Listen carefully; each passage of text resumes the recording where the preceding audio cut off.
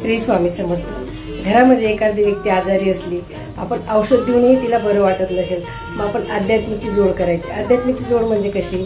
एका कॉपरच्या भांड्यामध्ये म्हणजे तांब्याच्या भांड्यामध्ये पाणी भरायचं, त्याच्यामध्ये तुळशीपत्र टाकायचं, 3 अगरबत्त्या लावायच्या आणि तारक मंत्र म्हणायचं. तारक मंत्र माहीत नसेल तर यूट्यूबला सर्च करायचं.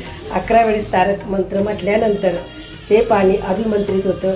त्या पाण्यामध्ये ती थोडी अगरबत्तीची रक्षा टाकून द्यायची, थोडीशी मूठभर, आणि ते अभिमंत्रित पाणी स्वामी जया पंच प्राणामृतात ज्या व्यक्तीला बरं नसलं त्या व्यक्तीला पाजायचं आणि घरामध्ये थोडं शिंपडून द्यायचं. हा अनुभव करून बघा, खूप सुंदर अनुभव मिळेल. करा, म्हणजे जोपर्यंत आजारी व्यक्तीला बरं वाटत नाही तोपर्यंत करायला हरकत नाही. आणि असंही आम्ही तर रोजच करतो, कारण तारक मंत्र करणं गरजेचं. तारक मंत्रमध्ये प्रचंड शक्ती आहे. करून बघा, अनुभव घ्या. घरामध्ये ते पाणी थोडं शिंपडून पण देत जा, स्वतः पण पिऊन घेत जा. आपण स्वतः